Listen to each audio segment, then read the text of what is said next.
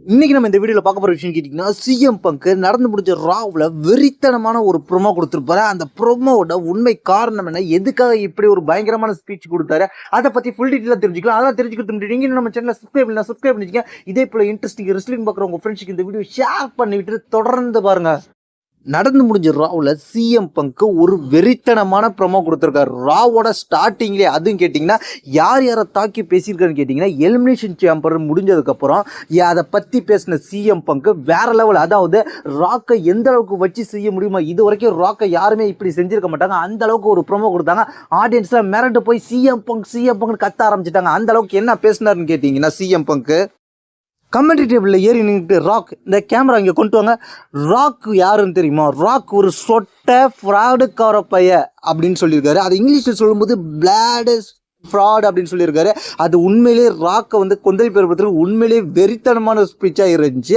ஆடியன்ஸே shocking ஆகிட்டாங்க. அது மட்டுமா சொன்னாருன்னு கேட்டிங்கன்னா, ராக் நீ வந்து மக்களை ஏமாற்றிட்டு இருக்க, நீ மட்டால், நீ கேடு கிட்டவன், நீ வந்து உன்னோட வயசு கம்மியான உள்ள ஆளை உன் துணைக்கி வச்சுக்கிட்டு நீ எல்லாத்தையும் சாதிக்கணும்னு நினைக்கிற, நீ வயதானவன், நீ கிழவன், நீ எல்லாருமே நல்லவனே கிடையாது, நீ அயோக்கிய, நீ ஒரு பெல்ட்டை தூக்கிட்டு வருவ, நான் தான் சாம்பியன் சொல்லிக்கிட்டு ஆட்டிக்கிட்டு வருவ, நீ சாம்பியனே கிடையாது, நீ பீப்புள் சாம்பியன், நீ எல்லாருமே ஏமாற்றிக்கிட்டு இருக்க, நீ ஒரு அயோக்கிய, நீ போர்ட் ஆஃப் டைரக்டர்ல இருந்தா நீ பெரிய ஆளா, நீ பெரிய புடுங்கியா அப்படின்ற மாதிரிலாம் ஒரு பயங்கரமான ப்ரோமோ கொடுப்பாரு.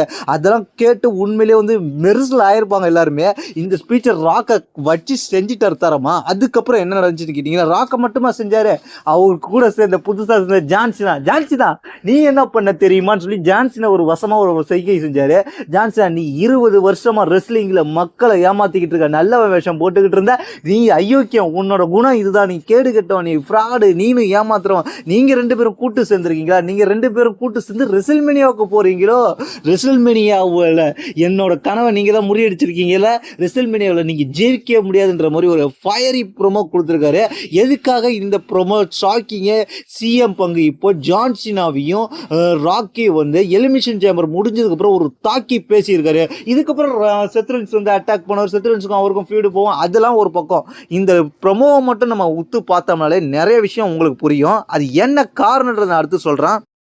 ஏன் வெறித்தனமான ஸ்பீச் கொடுத்தாருன்னா, அந்த ஸ்பீச்சுக்கு பின்னாடி என்ன காரணம் இருக்குன்னு கேட்டிங்கன்னா, நைட்டில் நடக்க போகிற ரெசில்மேனியா மெயின் ஈவெண்ட்டான ஜான் சீனா வர்சஸ் அதாவது கோடி ரோட்ஸ், இந்த மேட்ச்சில் என்ன நடக்கலான்னு கேட்டிங்கன்னா, இந்த மேட்ச்சில் சிஎம் பங்க் புதுசாக ஜாயிண்ட் ஆகலாம், கூடிய சீக்கிரத்தில் அதுக்கான பிளானில் இறங்கலாம் அப்படின்ற மாதிரி ஒரு ரூமர் போயிட்டு இருக்கு. சிஎம் பங்க் இந்த வருஷம் மெயின் ஈவெண்ட்டில் இருக்கலான்ற மாதிரி எதிர்பார்க்கப்படுகிறது.